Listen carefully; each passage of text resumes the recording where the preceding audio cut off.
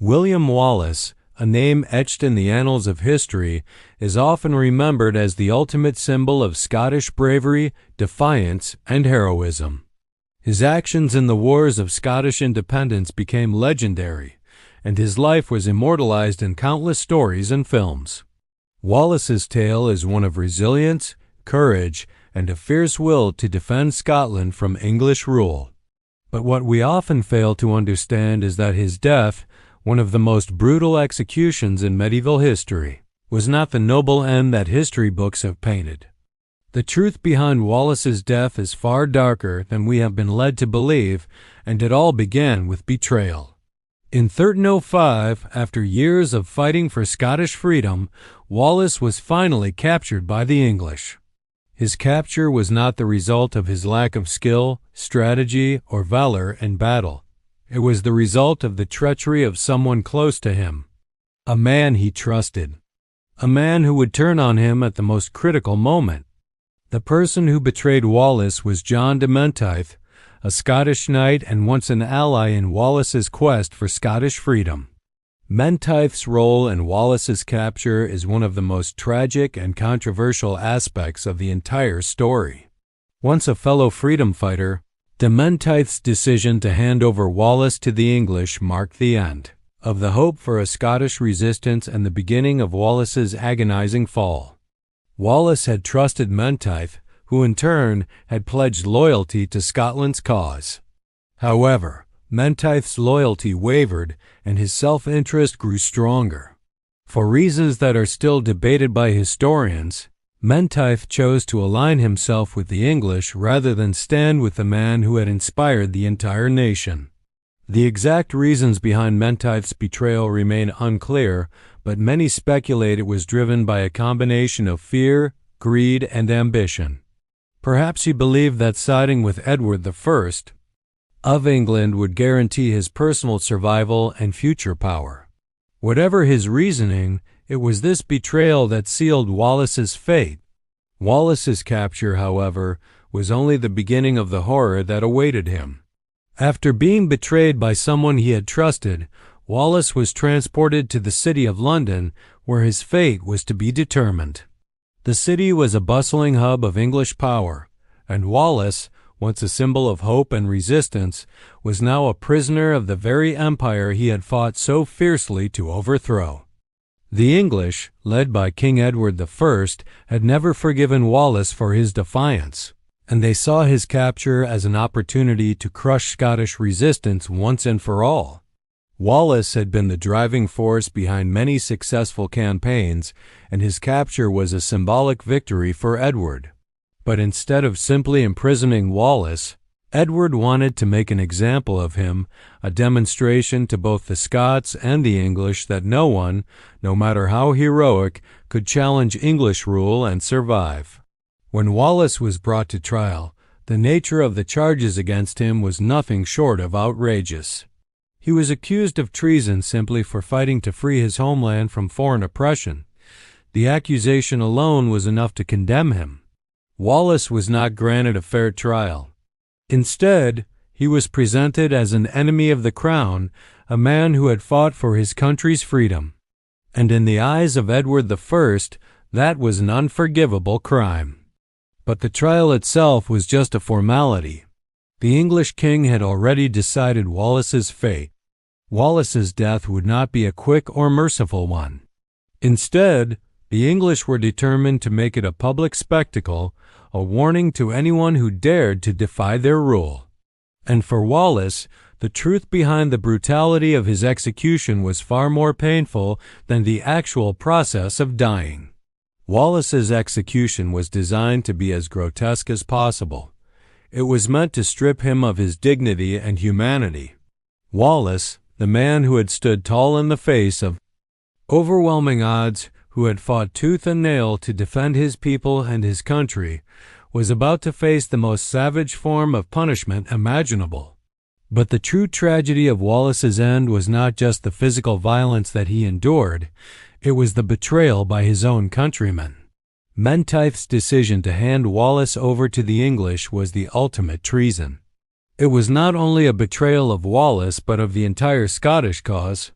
Menteith's actions ensured that Wallace's heroic struggle would end not with the freedom he had fought for, but with humiliation and brutal death. His betrayal left Wallace alone in a foreign land, destined to suffer a fate worse than any warrior could ever imagine. As Wallace was led through the streets of London in chains, humiliated and helpless, the Scottish people could only watch in despair. Their once great hero, the man who had led them with honor and bravery, was now a mere prisoner, a victim of the very system he had fought so hard to defeat. In his final days, Wallace's thoughts must have turned to the sacrifice he had made, to the lives lost in the battle for Scottish freedom. But it would not be a heroic end.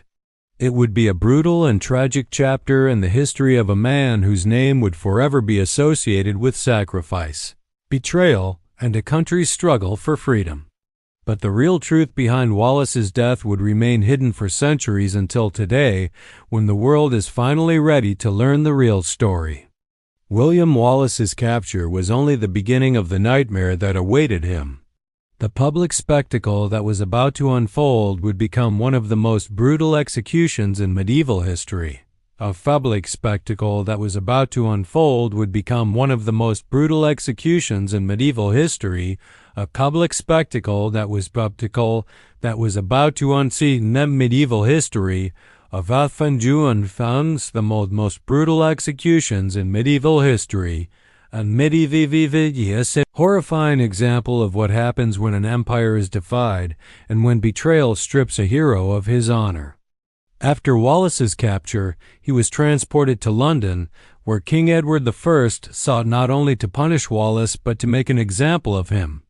The idea was clear. Wallace's death would not be a quick or merciful one. Instead, it would serve as a chilling reminder to anyone who dared oppose the might of the English Empire. On August 23, 1305, Wallace was brought to Westminster Hall in London for his trial. The charges against him were ridiculous, based on the fact that he fought for Scotland's independence. The court, however, was a mere formality, a way to give the appearance of justice. Wallace was guilty in the eyes of Edward I, and nothing could change that. What followed was not a trial of fairness or due process, but a trial of humiliation and cruelty. Wallace was found guilty of treason, an accusation that was utterly absurd considering he had never sworn allegiance to Edward I. He had fought for his own country's independence, yet the English saw it as a direct betrayal. The sentence was already decided, but the true horror came after the verdict was delivered. Wallace was condemned to the most gruesome death the English could devise. The method of execution was designed not just to kill him, but to utterly destroy him. Wallace was subjected to hanging, but not to the point of death. The English executed him in a manner called hanging, drawing, and quartering, a method of torture that was reserved for traitors and enemies of the crown. Wallace was dragged to Smithfield, an area in London infamous for its executions, where his horrific fate awaited him. The process began with Wallace being hung, but the rope was not tied tight enough to kill him. Instead, he was left to suffocate slowly, his body struggling for breath. This was only the beginning of his torment. After being barely kept alive by the hanging, Wallace was then drawn, his body disemboweled while he was still conscious. The English wanted him to feel every ounce of pain and fear, but the cruelty did not end there. Wallace's body was then quartered, his limbs were severed from his torso, and his body was torn apart in front of a stunned crowd.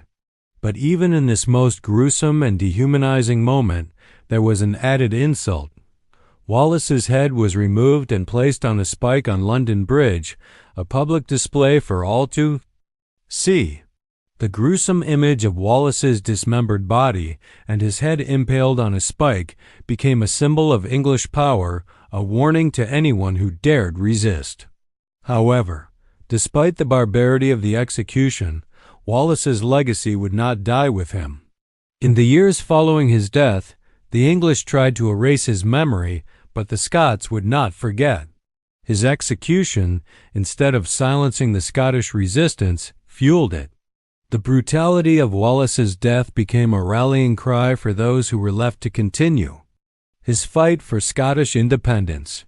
Wallace's name became a symbol of martyrdom, a man who was willing to sacrifice everything, even his life, for the freedom of his people. In the aftermath of Wallace's death, the Scottish resistance was far from defeated. Wallace's story inspired Robert the Bruce and many others to rise up against English rule. Bruce would eventually become King of Scotland, and it was his leadership that would eventually secure Scotland's independence. But the spark for that struggle had been lit by Wallace, whose brutal death turned him into a symbol of courage and defiance. While Wallace's execution was designed to crush Scottish morale, it did the opposite. His martyrdom became a catalyst for the Scottish people, who were now more determined than ever to rid their land of English oppression. Edward may have believed that Wallace's death would end the Scottish rebellion, but in reality, it only strengthened the resolve of those who followed in Wallace's footsteps.